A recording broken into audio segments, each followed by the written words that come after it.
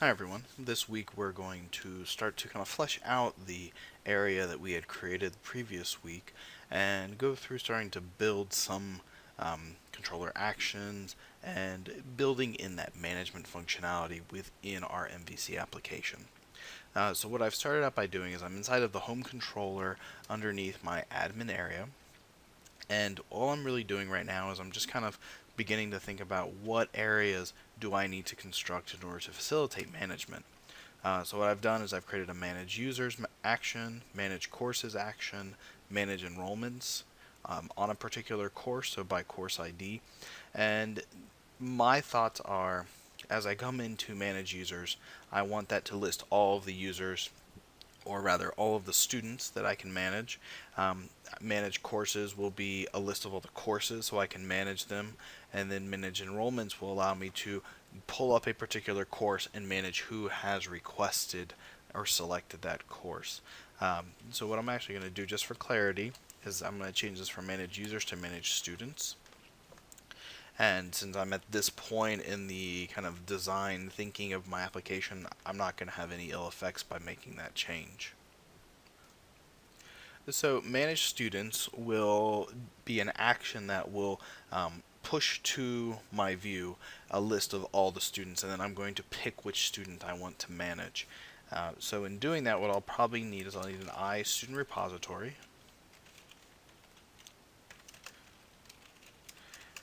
and I'll use my repository engine.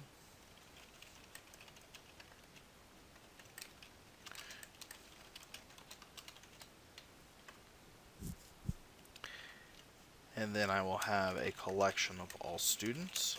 So I'll say stu repo get all students. And then I will return the view passing all students.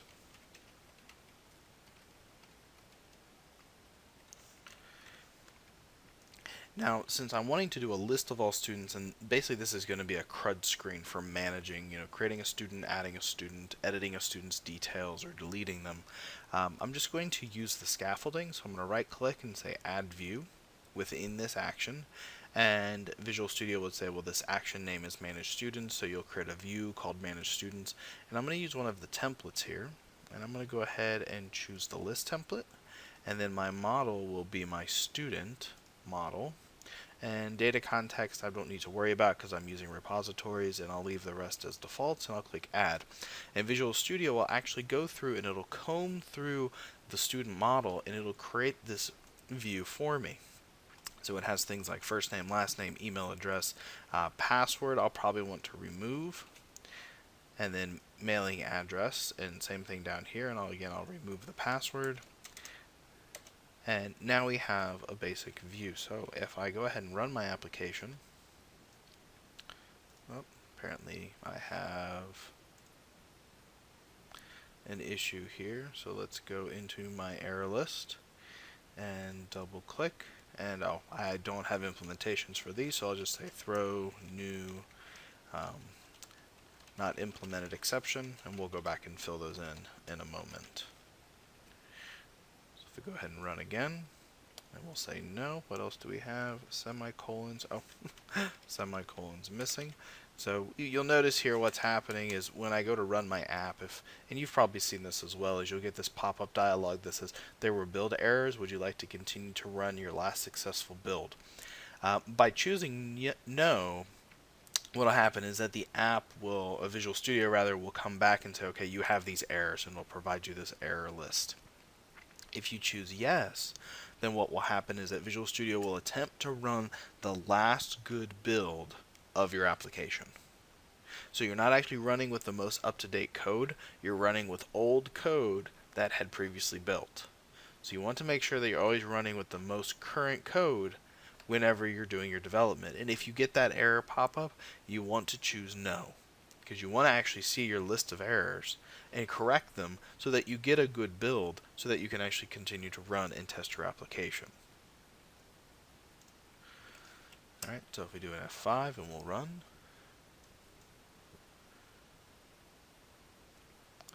and we'll log in with our admin user and password.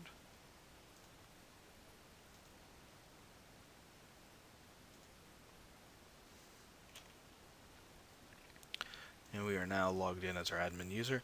We don't actually have any navigation here, so maybe we need to go back and make that adjustment. We don't have to stop building because we're just going to make modifications to the index view, and we're just modifying the view. So we'll put in some action links, and we'll point this will point us to manage students, and this will call manage students. And we can add another one here. I'll just copy these for speed. Manage courses, and then our final one would be manage enrollments. And actually, manage enrollments we won't call directly from that home screen, we'll call it from the courses screen. So if we come back, we refresh, we'll now have two links for manage students and manage courses. I'll click manage students, and there's a list of all my students.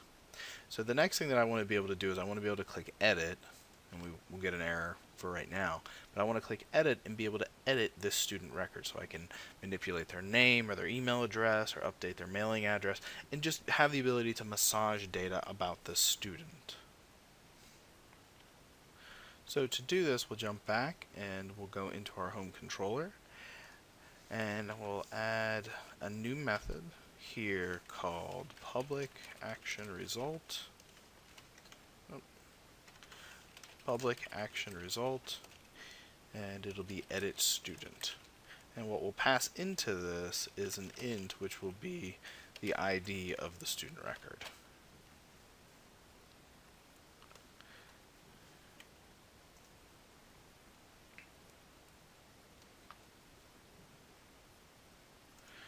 Inside of this edit student, what we'll need to do is we'll need to use our student repository again. So since I always like to take the perspective of if I have to duplicate code in any space, I try to bubble it up so that it's accessible to as many other units of production as possible, or many other pieces of code as possible. So in this case, my iStudent repository, I'm going to move it out of this method, manage students, and I'm going to move it up to be a class level scope, and I'll make it private. It's just internal to my controller. So we'll have my student repo. Now I can access that student repo variable from any of my action methods, and I'll call get student, and I'll pass in actually we don't have a method on our repo to get them by their ID, their primary key. So we've got a few approaches. We can go through and modify our repository to be able to do that, or we can use link, and we can say get all students, and then we can say first or default, and we can say where the student's ID equals the ID coming from the parameter, and that will be the student to edit. And then we'll return the view for editing a student, returning it with the student to edit. So again, we'll right click, we'll say add, we'll add a new view, and we'll use the edit template. And again, this will be a student class, and we'll click add. So Visual Studio again will go through and it'll comb and it'll create for us what we need to manage editing a student. So we have that in place now, and now back on the manage students, what we'll need is we'll need to add something here, because we're not actually going to go to an edit action, we're going to go to edit student, and we're going to pass in here the item ID. The item being the student and the ID being the primary key. And if you look here at action link, we have what are called route values, and these route values allow us to tack on parameters or query string parameters or things that we would want to ultimately push to our actions. So here I'm saying add a route value of ID and set it equal to the item.id, item being a student out of our model. So I'm taking the ID of the student and I'm passing it in as an ID to the action edit student. So if we jump over to our home controller again, you'll see here that edit student takes an argument or a parameter of ID of type int. I need to pass this when I click edit student. So to kind of wire up that action, what I need to do is say here, when I call edit student, route, add a new route value, of ID and set that ID equal to the ID of this current student item. So I'm kind of packaging all that up so when I actually click edit, and we'll see this on the other side, so we'll do an F6, F5 to recompile and run. And if we mouse over edit, and this may be kind of difficult to see, but what you'll see is that the URL is now admin/home/edit-student/1. If I go down to the second one, it's edit-student/2, edit-student/3, and so forth. And what happens is that ID is being appended to say, I'm routing to this ID number. So we'll click edit, and now we bring up our student. We can come in here, and we can make this password 2 now. And then if we hit save, we don't actually have anything handling this save, but the save would then post this back to the server where we could capture it and make that save change. So let's go ahead and close our loop here. So we have our home controller, and we'll need another method called edit student. And this will be an HTTP post method. So we'll be posting data from edit student back to this. So action results, edit student. This will be our student S. And what we'll do is we'll just go through those mechanics of updating the student from the database with the student data here. So maybe we'll make this more descriptive. We'll say stu from form, and then we'll say student stu from database equals, and we'll say stu repo.get. We can do get all students again, first or default, s.id equals stu from form.id. So we're taking the ID from the student that came from the form to capture the student from the database, and then we'll say stu from database dot first name equals stu from form dot first name, stu from database dot last name equals stu from form dot last name, and we'll just continue through all of these to get them all set up. And what we're basically doing here is we're transferring the values from one case to another. And what we're doing is we're pulling the values from the stu from form object and we're putting them into the stu from database object so that we can then ultimately push these changes back to the database and update our database record.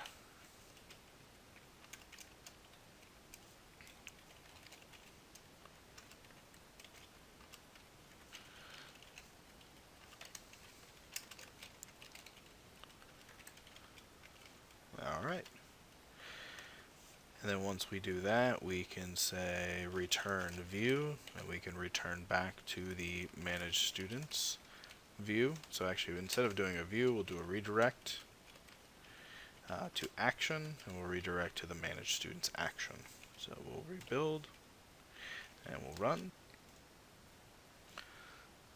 And from here, we'll go ahead and click edit again. And we'll set our password to 2. Well, that won't be visible, so let's say our street address is now 456 West Vine Street. And we'll go ahead and hit save. And, oh, you know what? We actually missed one step. So, if we jump back here to our home controller, we do the update, but then we neglect to actually push those changes back into the database. So what we'll need to do here is after we pass the values from the form variable to the database variable, then we'll have to say stu repo, and we'll have to call update student, passing in the stu from database. And if we verify our controller real fast, our student repository. Oh, we actually may have over duplicated our work. We should be able to pass the stu from form directly to update student and let it do the work of copying the values over. So that's a nice little thing that apparently we already took care of. So if we jump back to our home controller, There is no need for us to do any of this work. All we have to do is pass the stew from form and let it do the update for us. So, even nicer feature that apparently I wrote earlier and didn't even remember. So if we come back here and do an edit, need to run again. Let's see here. Alright.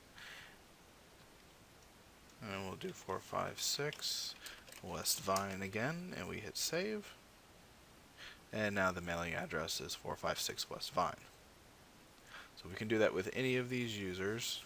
We can say sample at work.com, hit save, and we can now manipulate and manage these students.